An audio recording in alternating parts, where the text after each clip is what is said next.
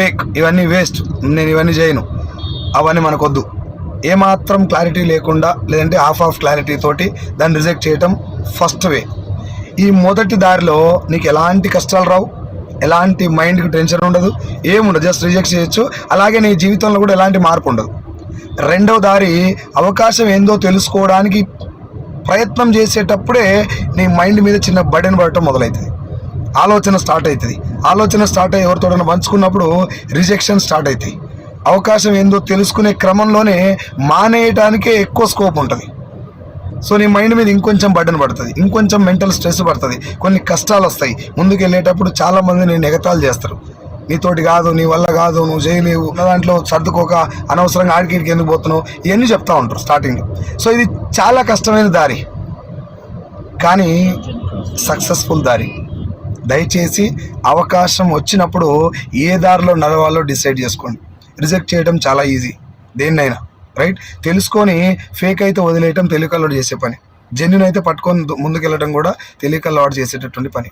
ఓకేనా? సో ఇక్కడ భూమి మీద 95% పీపుల్, జనాలు ఎవరైతే ఉన్నారో వాళ్ళు మొదటి దారినే ఎంచుకుంటారు, చాలా ఈజీగా ఉంటుంది కాబట్టి.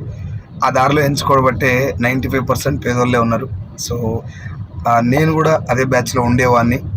ఒకవేళ నాకు వచ్చిన అవకాశాన్ని నేను రిజెక్ట్ చేస్తుంటే పట్టుకొని దాని గురించి తెలుసుకొని ఏముందో అర్థం చేసుకోవటం వల్ల ఈరోజు కొంచెం, అంటే నేను పెద్దగా అదే నేను చెప్తలేను, but compare to my previous profession I'm very very happy and not satisfied but happy. చాలామందికి హెల్ప్ చేయగలుగుతున్నాం. జస్ట్ తెలుసుకోండి, అవకాశం గురించి తెలుసుకోండి. పేదవాడు ఎప్పుడు పేదవాడిగా ఉండడానికి ఒకే ఒక కారణం, ఆపర్చునిటీ వచ్చినప్పుడు రిజెక్ట్ చేయటం, అంతే. సో మై డియర్ ఫ్రెండ్స్, ఇంతకీ నాకు వచ్చినటువంటి ఆపర్చునిటీ ఏంటంటే వెస్టీజ్, రైట్? సో వెస్టీజ్ అనేది Indian network marketing, direct selling, multilevel marketing company.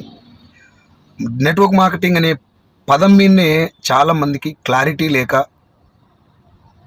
కొంచెం తెలిసి కొంచెం తెలియక చాలా ఫేక్ కంపెనీలు వచ్చి చాలామందిని మోసం చేయటం వల్ల జెన్యున్ కంపెనీ ఏదో తెలుసుకోకుండా రిజెక్ట్ చేస్తున్నారు. సో నేను వెస్టీజ్ గురించి తెలుసుకొని ఒక 13,000 చెక్ వచ్చినప్పుడు నేను ఫుల్ టైం వెస్టీజ్ని టేకప్ చేయడం జరిగింది. నేను దీనికంటే ముందు ఫార్మా కంపెనీలో సేల్స్ మేనేజర్గా పనిచేస్తున్నప్పుడు 50,000 రూపాయలు నా శాలరీ. సో 50,000 రూపీస్ శాలరీ నేను 13,000 వెస్టీజ్లో వచ్చినప్పుడే 50,000 రూపీస్ శాలరీ జాబ్ను రిజైన్ చేయడం జరిగింది.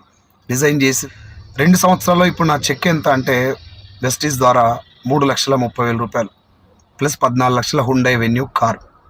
నాతో పాటు ఒక నలుగురికి 1,50,000 పైన ఇన్కమ్, మొత్తం ఒక 108 మందికి 2,500 నుంచి 1,78,000 వరకు income. So this is my journey. నేను ఇప్పుడు ఈ వీడియో చూస్తున్న వాళ్ళకి నేను చెప్పేటటువంటి ఒక విషయం ఏంటి అంటే, ఒక్కసారి వెస్టీజ్ అంటే ఏంటి, ఇందులో బిజినెస్ ఏంటి తెలుసుకోండి. ఓకేనా? ఇప్పుడు నాకు టైం లేదు, టార్గెట్ లేదు, బాస్ లేడు, ఎలాంటి సేల్స్ ప్రెషర్ లేదు, ఎవరికి సమాధానం చెప్పాల్సిన అవసరం లేదు ఫోన్ చేసి. It's my business with my team, I am doing individually and independently. ఓకేనా?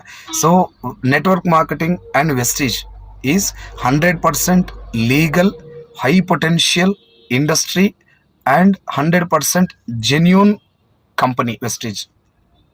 ఓకే, నెట్వర్క్ మార్కెటింగ్లో ఫేక్ కంపెనీలు చాలా ఉన్నాయి సార్, అది కూడా నేనే చెప్తున్నాను. కానీ ముందు నెట్వర్క్ మార్కెటింగ్ అంటే ఏంటో తెలుసుకున్నాక ఫేక్ ఏదో జెన్యూన్ ఏదో మీకే అర్థమవుతుంది. Okay, I request you, just ఒకసారి నాకు కాల్ చేయండి, ఈ అవకాశం గురించి తెలుసుకోమని రిక్వెస్ట్ చేస్తున్నాను. ఎందుకంటే భగవంతుడు మనకి శాపాలు వరాలు ఇవ్వడు సార్. ఇది చాలాసార్లు మీరు విని ఉంటారు డైలాగ్, రైట్? వరాలు శాపాలు ఇవ్వడు, అవకాశాలు మాత్రమే ఇస్తాడు. ఆ అవకాశం ఏందో తెలుసుకోనప్పుడు మనకు దేవుడు ఇవ్వటం వల్ల ఉపయోగం ఏంటి చెప్పండి? జాయిన్ అవ్వమని చెప్పడం నా ఉద్దేశం కాదు. ఎక్కడ జాయిన్ అయితే ఏం జరగదు, జస్ట్ జాయినింగ్ వల్ల ఏం జరగదు, రైట్? ఆ బిజినెస్ ఏంటో తెలుసుకోవటం వల్ల ఇఫ్ ఇట్ ఈస్ గుడ్ మన లైఫ్ మారుతుంది. If it is bad you will get some knowledge about this industry. మంచిదో చెడ్డో తెలిసిన తర్వాత నెక్స్ట్ టైం మీ ఫ్రెండ్స్ ఎవరైనా దీంట్లోకి వస్తే నువ్వు కాదని చెప్పొచ్చు కదా. That is what. So I request